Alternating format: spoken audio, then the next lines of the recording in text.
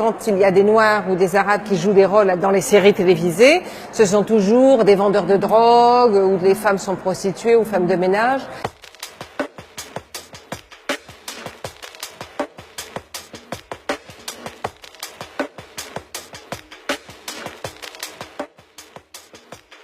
Le monde culturel et artistique est en général jugé comme étant progressiste, ouvert, et en même temps, en fait, on voit qu'il y a une intersection entre racisme et sexisme dans ce monde.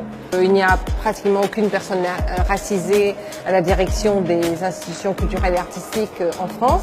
Beaucoup d'étudiants, de jeunes qui veulent devenir cinéastes ou même techniciens de cinéma ou au théâtre, on les empêche de jouer.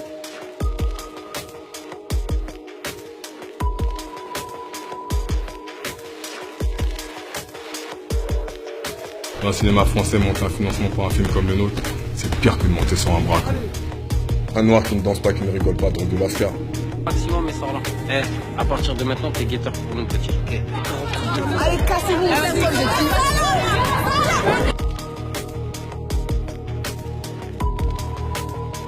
J'ai fait une école de cinéma classique. Il y avait déjà un problème dans le sens où moi j'avais plutôt étudié l'histoire du cinéma européen. Il y avait très peu de choses sur le cinéma africain.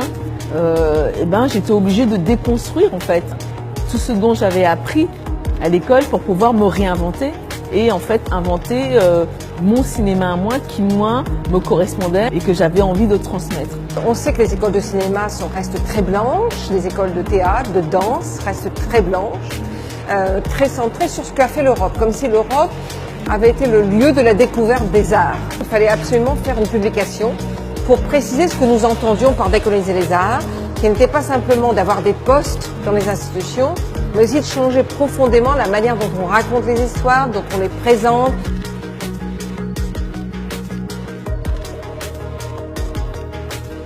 C'est des disciplines où on peut se retrouver tous ensemble malgré nos différences. Parce que ce qui se joue là, c'est l'émotion.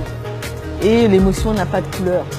L'émotion n'a pas de religion. L'art et la culture en France a été contaminés par les siècles de colonialisme, esclavage et post-esclavagiste. Quand on dit l'art africain, comme s'il était d'une part le même entre le 11e et le 20e siècle, le même du nord au sud, de l'est à l'ouest, etc., on réduit un continent incroyablement où il y a des milliers de langues qui sont parlées et des milliers de cultures à un seul endroit où il y aurait une seule chose.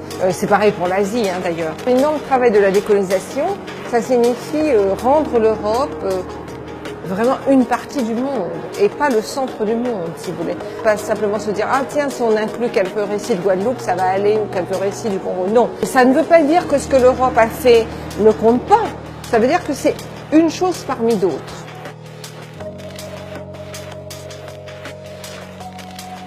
Il y a vraiment un incroyable mouvement dans toute la société et que c'est irréversible, je pense.